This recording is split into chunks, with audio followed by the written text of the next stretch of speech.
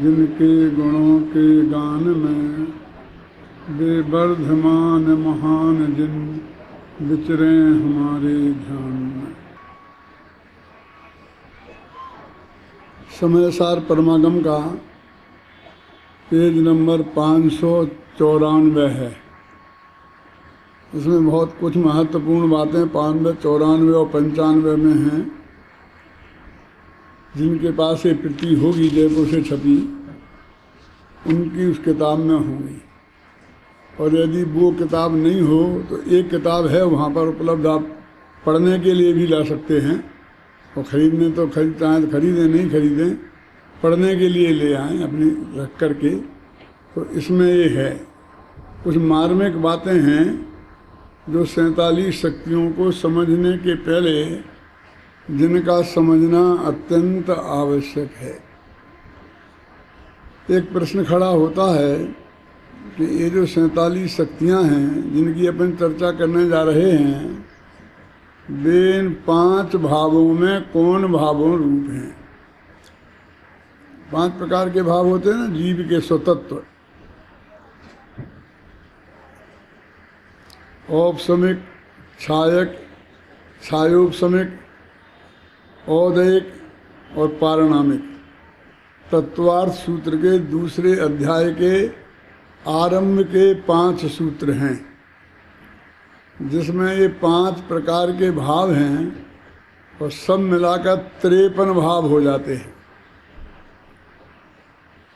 2 प्रकार के औपसमिक भाव, 9 प्रकार के छायक भाव, 18 प्रकार के छयोपसम भाव, 21 प्रकार के औदयिक भाव और 3 प्रकार के पारिणामिक भाव। सब मिलाकर 53 प्रकार के भाव होते हैं। और इनके लिए महाशास्त्र तत्वार्थ सूत्र में जीव के स्वतत्व कहा है कि जीव के ही अपने तत्व हैं। तो इन भावों में से ये जो शक्तियाँ हैं ये किन्हीं भावों में आती हैं कि नहीं आती हैं, और आती हैं तो वे कौन से भाव। तो इसमें बताया है कि ये सभी भाव पारिणामिक भाव हैं। ध्यान से गंभीरता से सुनना,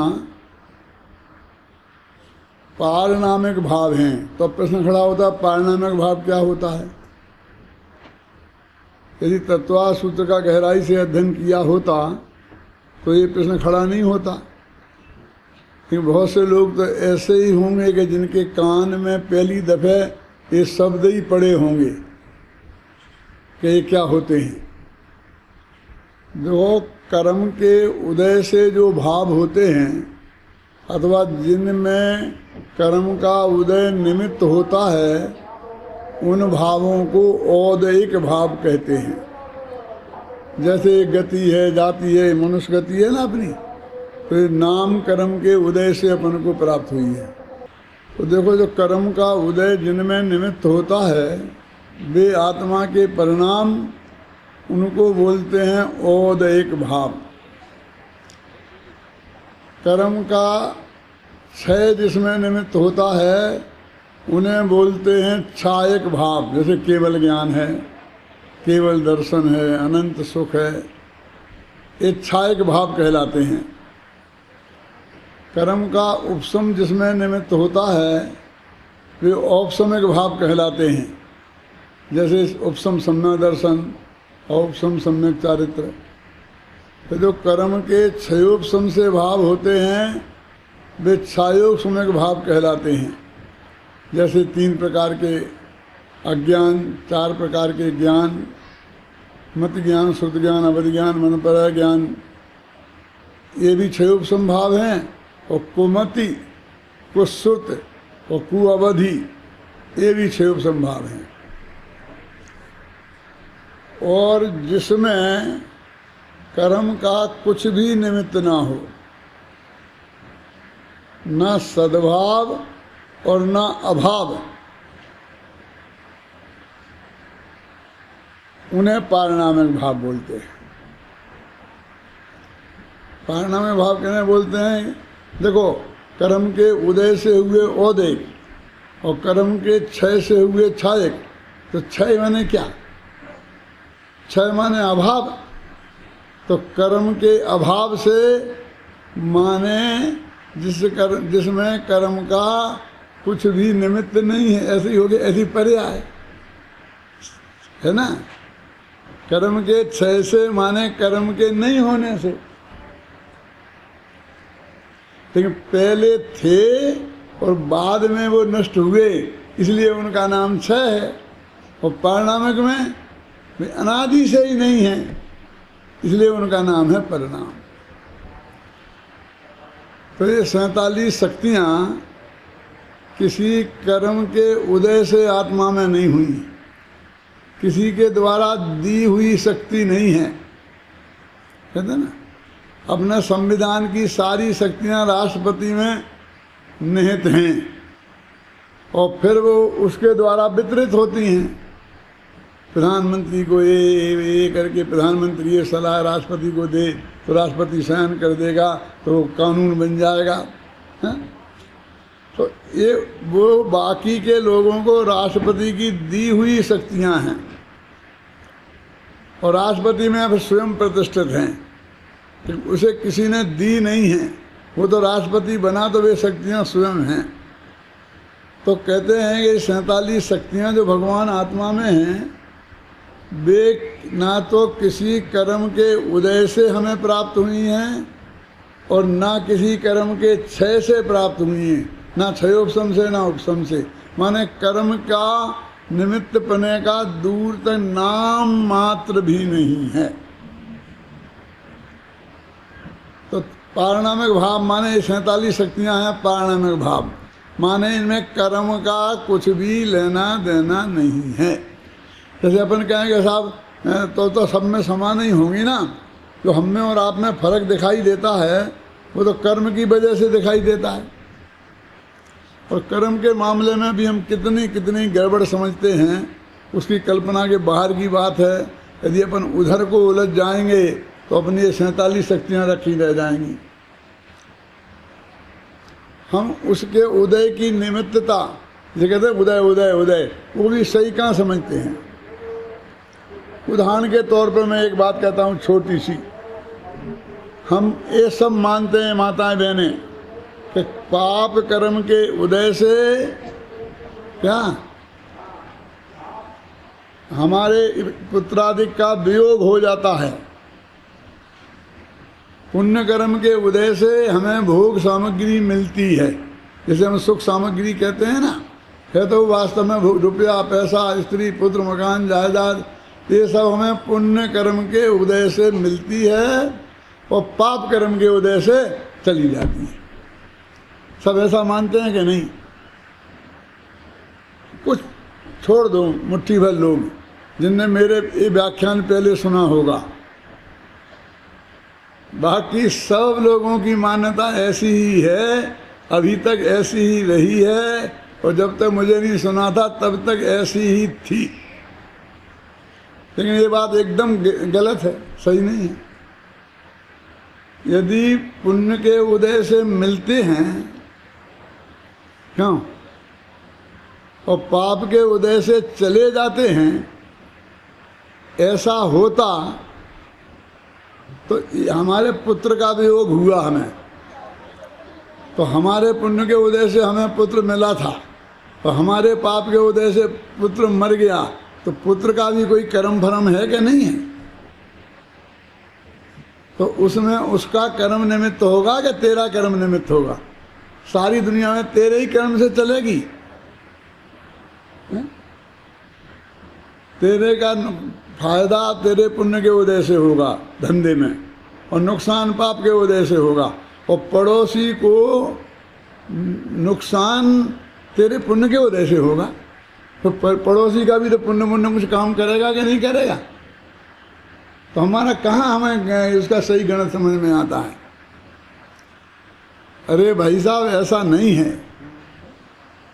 पुण्य के उदय से भी मिलता है और पाप के उदय से भी मिलता ही है, निमित्त की अपेक्षा। घबराना नहीं, जाता किसी से नहीं है। क्या पुण्य के उदय से मिलता है और पाप के उदय से भी मिलता है। अरे क्यों? यदि सीता जैसी पत्नी पुण्य के उदय से मिलेगी तो शूर्पणखा जैसी पत्नी भी पुण्य के उदय से मिलेगी कि पाप के उदय से? राम जैसा बेटा यदि पुण्य के उदय से मिलेगा, क्यों? तो कंस जैसा बेटा पुण्य के उदय से मिलेगा?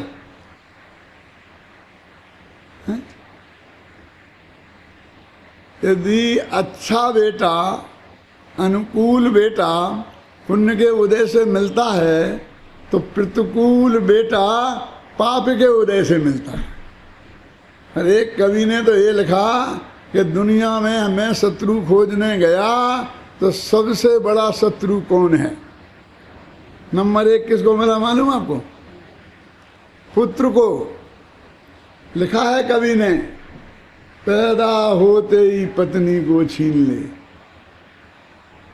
कल तक जो सेवा में खड़ी रहती थी, क्यों? ऐसा हम देखें पानी की गगरी की तरफ, इतने में समझ लेती थी कि इन्हें प्यास लगी है तो गिलास में लाके पानी भर के दे देती थी। और आज यदि हम कहते हैं कि एक गिलास पानी लाना, तो तुम एक गिलास पानी उठा के भी नहीं पी सकते। अभी मुझे फुर्सत नहीं, अभी मैं बच्चे को दूध पिला रही, बच्चे को तो दूध पिला रही और पति को पानी भी नहीं है? तो कहते पैदा होते ही तो जो पत्नी को छीन ले, जवान होते ही दुकान छीन ले, तिजोरी की चाबी छीन ले। बहुत बातें लिखी, इससे आप अंदाज समझ लेते हो इससे बड़ा शत्रु इस जगत में और कौन होता है। तो इसलिए अच्छा पुत्र यदि पुण्य के उदय से मिलता है तो खोटा पुत्र पाप के उदय से मिलता है। अच्छी पत्नी यदि पुण्य के उदय से मिलती है तो बुरी पत्नी पाप के उदय से मिलती है। अच्छा पति पुण्य के उदय से मिलता है तो शराबी कबाबी ऐसा पति वो पाप के उदय से मिलता है। तो ये तो सब मिलते ही मिलते हो गए, फिर जाता कैसे है? कि पुण्य खलास हो जाए तो अच्छा पुत्र चला जाता है, अच्छी पत्नी चली जाती है, पाप खलास हो जाए तो बुरा चले जाते हैं। अब वो खलास वाला मामला हमारे दिमाग में से निकल ही गया था। मैं तो सिर्फ इस नमूना को बताने के लिए ये बात की है कि पुण्य का उदय भी कैसे क्या काम करता है, उसका क्षयोपशम भी कैसे काम करता है, उसकी निमित्तता भी सही रूप में क्या है। हम उस सही रूप में उसका निमित्त बना भी तो नहीं समझते। उपादान तो वो है ही नहीं, उससे तो कुछ होता ही नहीं। लेकिन निमित्त जो कहा जाता है तो निमित्त भी किसको कहा जाएगा वो भी अभी हमें पूरा पता नहीं है। तो समय सार की बात सुनने के साथ साथ गुणस्थान प्रवेश का की बात सुनना भी बहुत जरूरी है। अन्ना जी की क्लास में बैठना भी उतना ही जरूरी है, क्योंकि कर्म की फिलॉसफी जिसके तुम भगत बने फिर रहे हो वो भी तो समझो कि क्या है, कैसे काम करता है कर्म भी, क्या होता है कर्म की, वो भी हमें ख्याल में नहीं है। मैं उधर नहीं जाऊंगा, वो समझना है तो आपको गुणस्थान की वाली क्लास में बैठना पड़ेगा। कहते यदि वो चीज समझनी है कि जिसमें कर्म के बाप का कुछ लेना ही देना नहीं है, ना निमित्त पने ना उपादान पने। पारिणामिक भाव किसे कहते हैं बोलो? ना जिसमें कर्म का उदय निमित्त, न क्षय निमित्त, न क्षयोपशम निमित्त, ना कुछ निमित्त, कर्म की निमित्तता है ही नहीं, उस भाव को बोलते हैं पारिणामिक भाव। और उसे 3 भाव बताए ना मैं, जीवत्व, भव्यत्व और अभव्यत्व। इनमें भी ऐसा भेद किया है कि जीवत्व है वो परम पारिणामिक भाव और बाकी भव्यत्व और अभव्यत्व है पारिणामिक भाव। तो मुख्य तो जीवत्व ही रह गया ना। और ये 47 शक्तियों में पहली जीवत्व शक्ति है जिसकी चर्चा अपन ने कल आरंभ की थी। जो वो परम पारिणामिक भाव है उसका नाम है जीवत्व शक्ति। जीवत्व है ना। तो वो ये कह रहे हैं कि पारणा परम पारणमिक भाव तो है, लेकिन इसमें निर्मल पर्याय शामिल है और विकारी पर्याय शामिल नहीं है। ये 47 शक्तियों के बारे में कॉमन बात है, इसलिए मैं पहले बता रहा हूं अलग से। निर्मल पर्याय तो शामिल है। अब हम जब दृष्टि के विषय की बात करते हैं ना, सम्यक दर्शन की प्राप्त करना हो, तो जिसमें हमें अपनापन स्थापित करना है उस आत्मा को बोलते हैं दृष्टि का विषय। जिसका ध्यान किया जाता है उसे बोलते हैं दृष्टि का विषय, ध्यान का ध्येय। जो परम शुद्ध निश्चय नय का विषय होता है, जो परम शुद्ध परम पारणमिक भाव ग्राही शुद्ध द्रव्यार्थक नय का विषय होता है, उसे बोलते हैं कोई पारणमिक भाव, जीव आत्मा। तो वो आत्मा ये परम पारणमिक भाव रूप है। ये शक्ति नहीं है उसमें, ये शक्ति वाला नहीं वो, क्योंकि शक्ति में तो निर्मल परिणमन शामिल है और उसमें निर्मल परिणमन शामिल नहीं है। जो थोड़ी तत्व की गहरी चर्चा समझते हैं उनकी समझ में तो मेरी बात आ गई होगी कि मैं क्या कह रहा हूँ। ये अलग बात है कि उन्हें जचे कि ना जचे, उन्हें स्वीकृत हो या नहीं स्वीकृत हो, कुछ उल्टी बैठ रही होगी तो नहीं होगी स्वीकृत, लेकिन समझ में आ गई होगी। अब जो बिल्कुल भी जैन धर्म से अपरिचित हैं, तो कोई भी क्यों ना हो, उनकी समझ में नहीं आई होगी, लेकिन आएगी, धीरे धीरे आएगी, क्योंकि मैं बहुत सरल भाषा में करके आपको समझाने वाला हूँ। पर अब यही तो इतनी मोटी बात समझ लो कि जो कोई कर्म मर्म के सहयोग की जिसमें जरूरत नहीं है, उस परिणाम का नाम शक्ति है। शक्ति में किसी पर के हम उपकृत नहीं हैं, पर के हम ऋणी नहीं हैं, किसी दूसरे की तरफ हमें देखने की जरूरत नहीं है। हमें शक्तियां अर्जित नहीं करनी है, क्या कमानी नहीं है, समझे ना। ऐसा नहीं है कि हम व्यायाम करेंगे तो हमारा शरीर शक्तिशाली हो जाएगा और व्यायाम में से शक्ति आएगी, ऐसा नहीं है। चक्रवर्ती का शरीर भी व्यायाम करने से मजबूत नहीं बनता है। वो वज्र वृषभ नाराज सेनन का जन्म से ही होता है, वो व्यायाम कर करके मजबूत नहीं बना है। यानी ये शक्तियां हमें अर्जित नहीं करनी है, इन शक्ति स्वरूप हम स्वयं हैं। फिर बहुत बहस हुई जिनवाणी में ही कि यदि तुमने पर्याय को शामिल कर लिया तो विकारी पर्याय को भी शामिल कर लो, वो भी तो अपनी ही हैं। अच्छे बेटे को शामिल कर लिया हैं और नालायक बेटे को कह दिया कि ये मेरा है ही नहीं। अरे वे दोनों एक से ही पैदा हुए थे, एक जड़ों पैदा हुए थे। यदि प्रयत्न नहीं किया था तो नहीं सही, किया था तो किया सही, लेकिन दोनों में जो कुछ हुआ था एक सा हुआ था। अब एक को तुम अपना और एक को अपना नहीं, ऐसा क्यों करते हो? तो उन्होंने कहा हम शक्ति में शामिल कर रहे हैं ना। तो राग देश मोह तो आत्मा की कमजोरी है कि शक्ति? हमें आत्मा में कमजोरी के कारण होते हैं ना, ये तो विकृति है। तो हम कमजोरी को शक्ति में कैसे शामिल कर लें? हम सम्मा दर्शन को तो श्रद्धा गुण में शामिल कर सकते हैं, लेकिन मिथ्या दर्शन को भी तुम कहते कर लो तो कैसे करें? ख्याल में आई ना? सम्यक ज्ञान को तो शामिल कर सकते हैं, मिथ्या ज्ञान को कैसे कर लें? तो अब यदि हमने निर्मल पर्याय को शामिल किया तो क्या हो गया? छायक भाव शामिल हो जाएंगे, उपसम भाव शामिल हो जाएंगे, क्योंकि ये दो भाव धर्मात्माओं के ही होते हैं। ये धर्म भाव ही हैं, ये सम्यक ज्ञानियों के ही होते हैं। लेकिन क्षयोपसम भाव ज्ञानी के भी होता है और अज्ञानी के भी होता है। अभी बताए थे ना, मति श्रुत अवधि और मन पर्याय, ये 4 ज्ञान सम्यक दृष्टियों के भी होते हैं। और कुमति, कुश्रुत, कुबधि, ये 3 ज्ञान मिथ्या ज्ञानियों के भी होते हैं, मिथ्या दृष्टियों के भी होते हैं। और कॉमन से, सामान्य से नमति सुधा बधि कहते हैं, वो मिथ्या वाले को भी और सम्यक वाले को भी। सुमति और कुमति का भेद तो बाद में करते हैं, पहले तो वो मति ज्ञान ही है ना। इसलिए हम कहेंगे क्षयोपम भाव वालों के सम्यक दृष्टियों ज्ञानियों का शामिल है और अज्ञानियों के शामिल नहीं। अब ये इनकी ये पोजीशन हो गई कि मूलतः तो ये पारिणामिक भाव हैं और फिर परिणमन की दृष्टि से सहायक भाव, उपसम भाव और सम्यक दृष्टियों के क्षयोपम भाव भी इनमें शामिल हैं। इनका नाम यहाँ शक्ति है।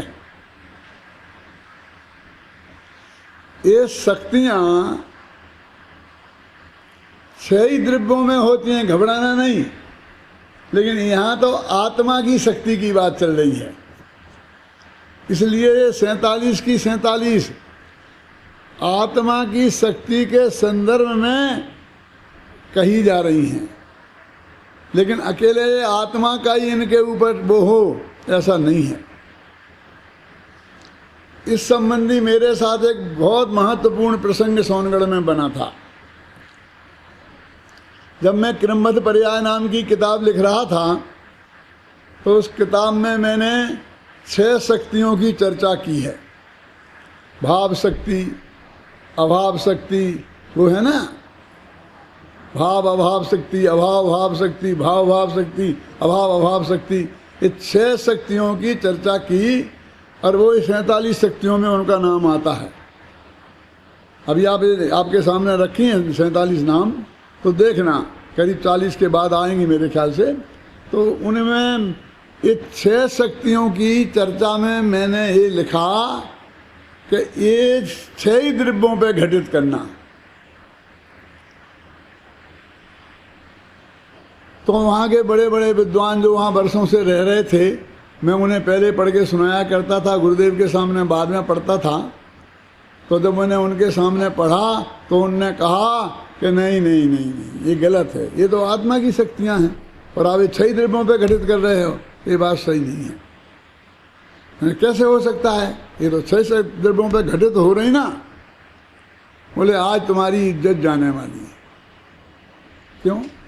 कि गुरुदेव के सामने तुम पढ़ोगे और जब गुरुदेव भरी सभा में कह देंगे सबके सामने कि आत्मा की शक्तियाँ हैं, ये 6 द्रव्यों की नहीं है, तो तुम्हारी इज्जत चली जाएगी। और सोनगढ़ में इज्जत बहुत जाती थी और आती थी, वो बहुत इज्जत वाले लोग थे। कभी कभी अब एक बार ही ऐसा होता है ऐसा होता है कि 4 आदमी बैठे थे, एक था नंगा, एक था अंधा, एक था बहरा और एक था गूंगा। तो गूंगा बोला कि चुप रहो, शांति से सुनो। क्या? तो बहरा कहता है हाँ हाँ सुनो। तो अंधा कहता है चोर से दिखाई देते हैं। तो नंगा कहता है तुम तो बातों बातों में मुझे लुटाई ही देते हो। समझ में आया? बहरा क्या सुनेगा, गूंगा क्या बोलेगा, हैं? अंधा क्या देखेगा और नंगा क्या लुटेगा। है किसी के पास कुछ है ही नहीं और सबको लुटे जाने का डर बहुत है। क्या का कि मैं अज्ञानी समझ लिया जाऊंगा। लुटना माने और क्या था? अज्ञानी समझ लिया जाना, इसका नाम था वहाँ इज्जत का लुटना। क्यों? अज्ञानी समझ लिया जाना, इसका नाम था बहुत महा इज्जत प्राप्त हो जाना। क्यों? अब इज्जत है ही नहीं, लुटेगी क्या? भाई ज्ञान होए, सम्यक ज्ञान होए तो लुटेगा ना। मेरा नेचर था कि मैं बहुत धड़ाके से सब बात बोलता था। सब लोग कहते तुम्हें डर नहीं लगता गुरुदेव का? हमने काय का डर लगना?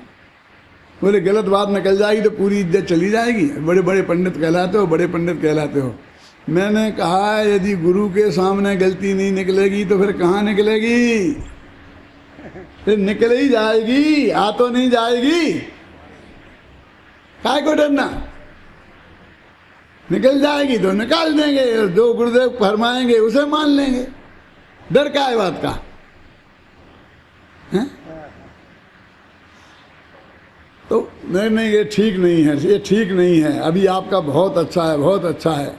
और समझाने वाले में पाटनी जी भी थे, और मैं ज़्यादा बड़े विद्वानों के नाम लेना नहीं चाहता हूँ। क्या तो मेरे बहुत, हम एक ही थे, दो नहीं थे। तो मैंने कहा देखो साहब, मैं यहाँ तो नहीं निकालूंगा ये, फिर यहीं काट दो, मतलब इसमें लिखो मत। एक दफ़ा गुरुदेव के सामने पढ़ूंगा और वो कहेंगे तो 1 सेकंड नहीं लगाऊंगा, काट दूंगा। लेकिन पढ़ूंगा ज़रूर, मैं कहूँगा ज़रूर ये बात। लेकिन वो लोग मेरे को सलाह देते रहे, मुझको भी नींद नहीं आई। तो मैं रात भर, गुरुदेव की वो किताब थी एक, 47 शक्तियों पर है, क्या नाम, आत्म प्रसिद्धि के आत्म सिद्धि। उसमें वो 700 पेज की किताब है गुरुदेव की प्रवचनों की। मैं उसे पढ़ी और पढ़ करके मैंने 4 लाइनें मुझे मिल गई, आज भी उसमें हैं, कि जिसमें लिखा था कि ये 6 शक्तियाँ 6 द्रव्यों पर घटित होती हैं। ऐसा क्लियर लिखा है। मैं लाके उनके पास गया कि देखो ये लिखा। नहीं जचा लोगों को। वो है ना हरि भाई, वो हरि भाई कुछ बहुत चीज़ें अपनी तरफ से भी जोड़ देता है। गुरुदेव ने नहीं कही होगी तो भी जो अपनी मान्यता है वो उसको जोड़ देते हैं। और इसी आरोप में बेचारों को बाद में उनके हाथ से आत्मधर्म छीन लिया गया था। जब मेरे पास आया था ना, वो इस वजह से उनसे लिया था कि अपनी तरफ से कोई बातें जोड़ देते हैं, इस आरोप लग करके उनसे लिया था और मुझे दिया गया था। कितना खतरनाक काम था। फिर तो मैंने गुरुदेव के सामने पता कही तो गुरुदेव हाँ ठीक है। उन्होंने कहा साहब इस किताब में भी लिखा है। बोले हाँ है ना, 6 द्रव्यों पे घटित होती हैं वो, बिल्कुल स्पष्ट रूप से। तो मेरे कहने का आशय ये है कि शक्तियाँ तो 6 ही में हैं, लेकिन अब 47 की 47 नहीं होंगी 6 द्रव्यों में। वो आपको देखना पड़ेगा। अब ज्ञान शक्ति भी तुम पुद्गल में मान लो, सुख शक्ति भी तुम धर्म द्रव्य में मान लो, ऐसा नहीं चलेगा। एक एक बात में विवेक से निर्णय करना पड़ेगा कि ये कितने द्रव्यों में हो सकती है। अभी तो हमारी समस्या सिर्फ आत्मा में है कि आत्मा में अनंत शक्तियां हैं, उनमें ये 47 हैं। तो एक बात आपके ख्याल में आई, ये पारिणामिक भाव हैं और साथ में इनमें निर्मल परिणमन शामिल है। इसलिए छायक भाव, क्षय उपसम भाव, सम्यक दृष्टि का क्षय उपसम भाव और उपसम भाव, ये परिणमन भी इसमें शामिल है। और उनका नाम है कि शक्तियों में शामिल नहीं है। अब घबराना नहीं। क्या तो फिर लिखा है उछलती हुई शक्तियां, तो उछलती हुई शक्तियों में शामिल है पर्याय। अब उछलती हुई हटा दो तो नहीं है शामिल। ये समझ में आया ना?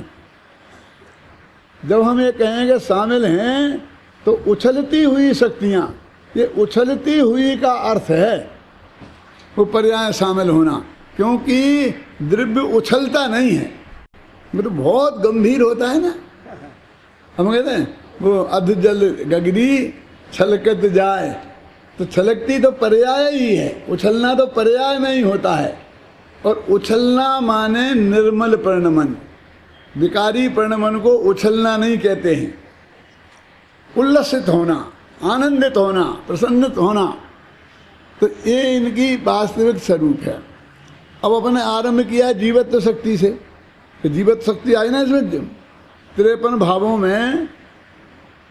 ये एक भाव एक तरफ और 52 भाव एक तरफ, जीवत्व भाव एक तरफ परम पारिणामिक भाव है और बाकी 52 भाव दूसरी तरफ।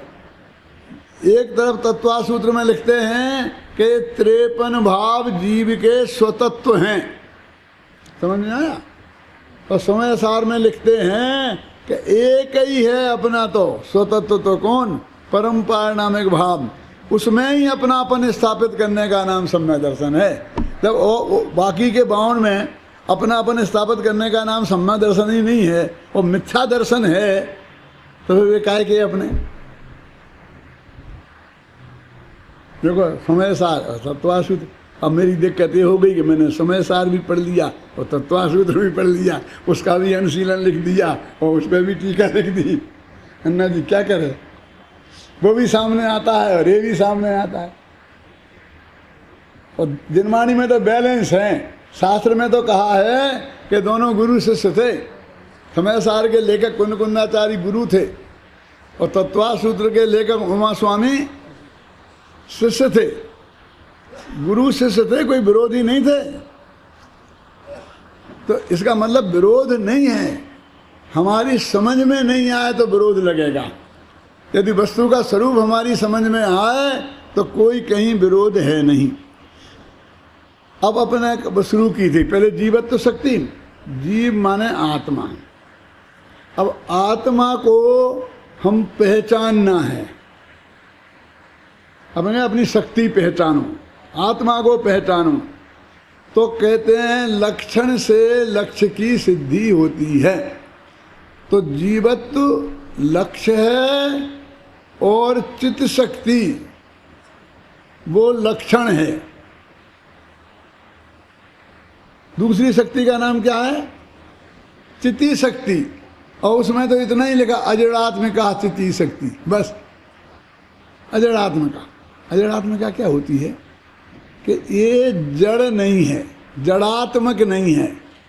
आत्मक माने स्वरूप, जड़ स्वरूप नहीं है, ये चेतन स्वरूप है, जिसमें चेतना या जो स्वरूप जिसका हो उसका नाम है चित्ती शक्ति। तो चित्ती शक्ति है लक्षण और जीवत्व शक्ति है लक्ष्य। चित्ती शक्ति के माध्यम से हमें जीवत्व शक्ति को पहचानना है, पहचानना तो जीवत्व को है।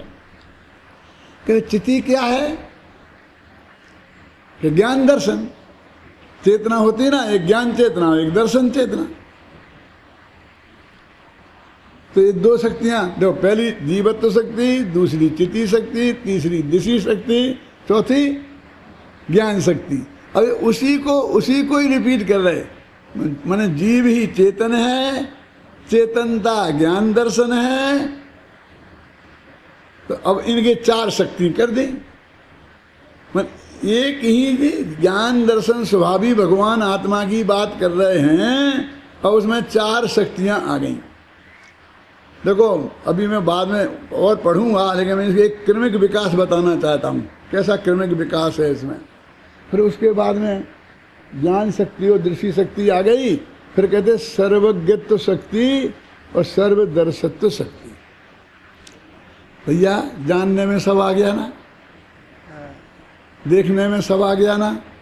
फिर सबको देखना अलग शक्ति और सबको जानना अलग शक्ति। एक जानना अलग शक्ति, क्यों?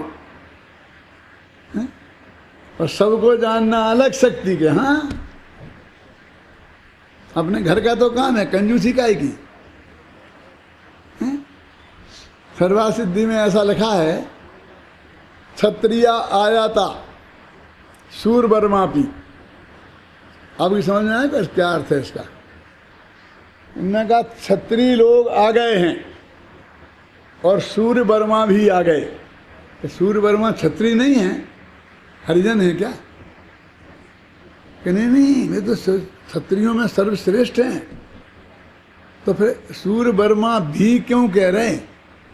क्षत्रिया आयाता सूर्यवर्मा पी, कि उनका विशेष उल्लेख करने के लिए कह रहे। क्योंकि अकेले सूर्यवर्मा नहीं आए और बाकी सब आ जाएं तो भी मीटिंग नहीं होगी, कोई डिसीजन नहीं होगा। समझ में आया ना? और सूर्यवर्मा अकेले ही आ जाएं और पूरी मीटिंग बुलाएं और मीटिंग नहीं आ पाए और डिसीजन करना हो तो अकेले सूर्यवर्मा ही डिसीजन कर लेंगे और बात को आगे बढ़ा देंगे और बाद में जनता को बता देंगे कि लोग नहीं आ पाए थे तो मैंने डिसीजन कर लिया और ऐसा कर दिया। बस कोई कुछ नहीं बोलेगा एक शब्द। अब समझे ना सूरवर्मा का अर्थ, क्षत्रिय आया था सूरवर्मा पी। अब समझिए ना, 53 भाव हैं और जीवत्व भी ये सूरवर्मा है। कि जीवत्व आ गया तो सब आ गए और बाकी 52 भाव में रखड़ते रहो हैं तो कुछ नहीं आया। इसलिए कहते वो जीवत्व सबसे बड़ी। अब पूरी पहचान तो इस जीवत्व शक्ति की ही करनी है, इसी की करनी है। वह इसी के लिए चित्ती शक्ति, इसी के लिए दृष्टि शक्ति, इसी के लिए ज्ञान शक्ति। अब दृष्टि शक्ति माने सामान्य अवलोकन, वो विशेषावलोकन। ये सामान्य अवलोकन क्या है, विशेष अवलोकन क्या है, ये मैं समझाने की कोशिश करूँगा। है काफ़ी कठिन, लेकिन समझ में नहीं आएगा ऐसी बात नहीं है। आप समझे ना। तो 4 शक्तियाँ आ गई। अभी मैं छोड़ता जा रहा हूँ तो तुम्हें मैं समझना कि मैं निपटा दी है। मैं तो एक क्रमिक विकास बताने के लिए कह रहा हूँ कि किसी के चित्त में ऐसा विकल्प खड़ा हो कि ज्ञान शक्ति का काम तो जानना है, तो हम कब मना करते हैं, वो जानेंगे। लेकिन सबको जानना तो नहीं। वो सबको जानती, ऐसा कैसे बोलते हो आप? जानते हैं ये तो ठीक है कि मैं इन भाई साहब को जानता हूँ, लेकिन मैं सबको जानता हूँ क्यों? ऐसा कैसे कहते हो कि कोई गुंजाइश ना रह जाए ज्ञान स्वभाव में। ज्ञान स्वभाव की पहचान सही और पक्की होनी चाहिए। इसलिए ज्ञान स्वभाव का पक्की होने के लिए वो कहते हैं कि नहीं, एक सर्वदर्शित्व नाम की शक्ति अलग है, एक सर्वज्ञत्व नाम की शक्ति अलग है। माने जानता है ऐसी शक्ति है आत्मा में, और सबको जानता है ऐसी शक्ति भी आत्मा में है। ये समझ में आया? मैं एक बात पूछता हूँ, जो अभ्यासी लोग हैं थोड़े, इस सर्वदर्शित्व शक्ति और सर्वज्ञत्व शक्ति भगवान आत्मा में निश्चय से है कि व्यवहार से? सोचो सोचो, बोलने की जरूरत नहीं है, मन में सोचो, अपने मन में जवाब दो। सब बोलने लग जाओगे तो मेरा बोलना बंद हो जाएगा। फिर मैं जो उत्तर दूंगा अपने उत्तर से मिलान कर लेना। हम तो विद्यार्थियों को भी यही पढ़ाते हैं कि हम जो बताएं बाद में उससे मिलान कर लेना कि तुम्हारी बात सच्ची है कि नहीं है। क्यों?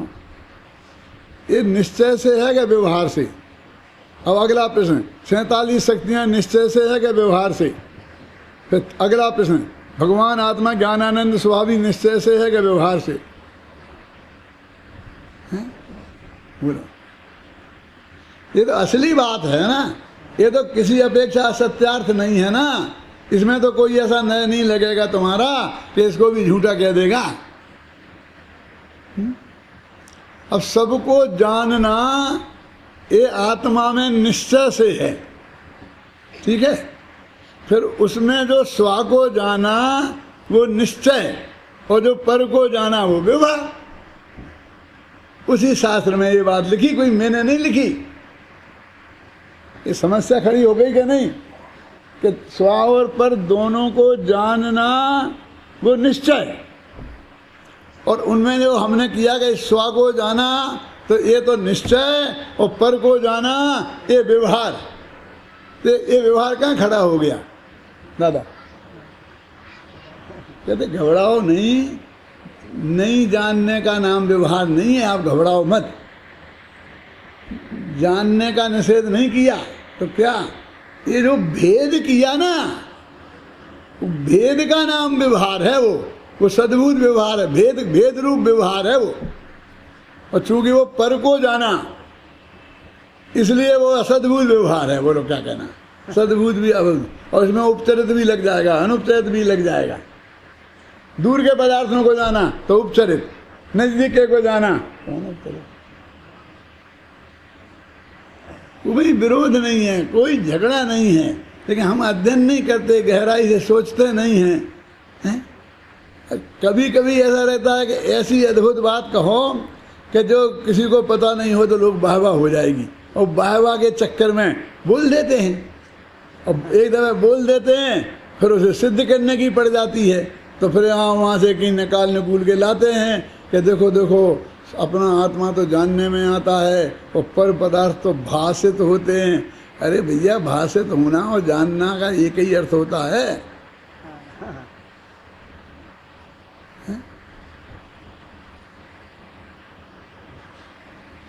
उनने भाषते का अर्थ गलत कहाँ से लगा लिया? वो आता निश्चयाभास, तो उसमें से निकाल लिया। अरे वो हर जगह नहीं लगता है, वो तो निश्चय लगाना, तो निश्चय जैसा लगे इसलिए निश्चयाभास बोलते हैं, समझ गए ना? तो सब जगह नहीं लगता है ऐसा। अब इसलिए तो ज्ञान शक्ति में फिर सर्वज्ञत्व शक्ति। अब सबको जानने वाली बात आ गई ना कितनी मजबूती से। अब कहीं ऐसी मजबूती से पर को नहीं जानता बताओ और उसका प्रतिपक्ष वाला कथन ना हो कि नियम सार में है। कौन सी में? 166वीं गाथा में कि आत्मा स्वा को जाने और पर को न जाने, ऐसा कोई मुनिराज कहते हैं तो वे क्या गलती करते हैं, ऐसा लिखा। देखो लिखा ना, कोई गलती नहीं करते, मैंने सही बात है, मैंने पर को नहीं जानता है।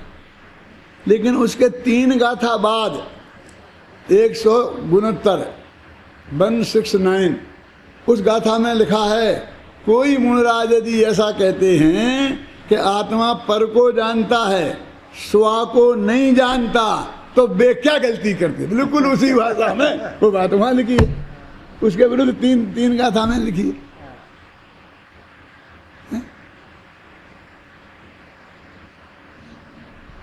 वहां तो सिर्फ वो भेद किया, वो अपनापन पूर्वक नहीं जाना, पर इतनी वजह से व्यवहार कहा है। और यहाँ तो ये है ही नहीं, ये मिट्टी का घड़ा तो है, समझे ना, घड़ा तो मिट्टी का ही है, घी का बना ही नहीं है, तो भी उसको कैसा वो घी रखा गया है, तो घी चिपक गया ना उसमें थोड़ा, तो क्यों कैसे कहते हो घी नहीं लगा? लेकिन मैं उस मिट्टी घड़े का उदाहरण दे रहा हूँ जिस मिट्टी के घड़े में अभी घी रखा नहीं गया है, रखे जाने का सिर्फ विचार है। वो जो है ना कुमार, वो घी रखने के लायक घड़े अलग बनाते हैं, पानी पीने के घड़े अलग बनाते हैं, सब तरह के अलग अलग बनाते हैं ना। तो कुमार ने घी रखने के उद्देश्य से वो घड़ा बनाया, इसलिए उसका नाम अभी से घी का घड़ा पड़ गया।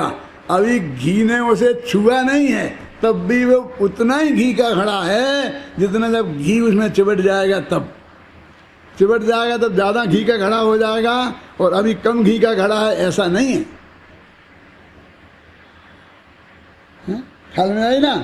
तो वो घी के घड़े जैसा झूठा नहीं है कि वो जानता ही नहीं है और जानना कह दिया है इसलिए व्यवहार है, वो तो अलग बात है।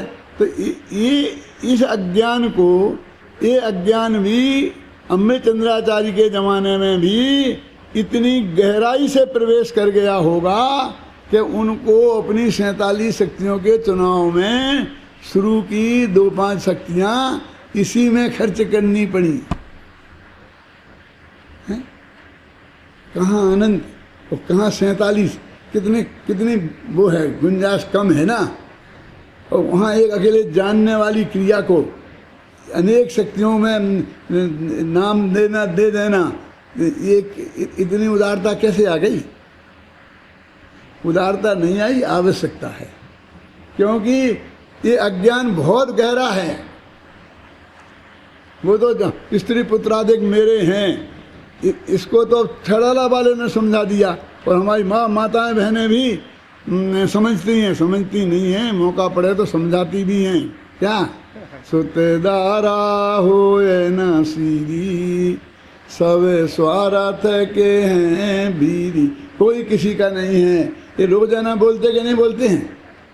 ऐसा नहीं, सच्चा पक्का भरोसा भी है। ये बात, इस बात पे उन्हें पक्का भरोसा भी है, ऐसा नहीं पक्का भरोसा नहीं है। लेकिन ये नहीं जानते ये ज्ञान अज्ञान बहुत की जड़ें बहुत गहरी हैं। कुछ लोगों को तो ऐसा लगता है कि ये पागल हो गए ना कुछ लोग, इन लोगों को एक पागल खाने में भर्ती कर दो, एक कमरा में बंद कर दो कि तुम लड़ लड़ के निर्णय कर लो कि आत्मा पर को जानता कि नहीं जानता। क्या जरूरत है, जानता होगा तो जानता रहेगा और नहीं होता कि जानेगा तो नहीं जानेगा। उससे कौन से टमाटर महंगे हो रहे हैं? उससे कौन सा भाव बढ़ रहा है, उसके क्या फर्क पड़ता है? ये तो पंडितों के झगड़े हैं, झगड़ते रहो पंडित लोग। अरे ये तत्व का निर्णय है, ये किसी के झगड़े नहीं है, न पंडितों के न किसी के। तत्व का निर्णय है कि वस्तु का स्वरूप क्या है, तेरा स्वभाव क्या है, मेरा स्वभाव क्या है, मैं क्या हूँ, ये भी झगड़ा है। इसको समझना, इसको जानना, इसमें उपयोग लगाना, इसमें शक्ति लगाना, ये भी बर्बादी है। तो आबादी क्या है, मैं आपसे पूछता हूँ। हाँ, मैंने तो अपना जीवन बर्बाद कर दिया, गुरुदेव ने भी कर दिया और लोगों ने भी कर दिया होगा, क्यों? आपने तो आबाद कर लिया ना। अब मैं पूछता हूँ कि आप जब जाओगे तो कितना माल लेके जाओगे, और हम कौन से खाली हाथ जाएंगे?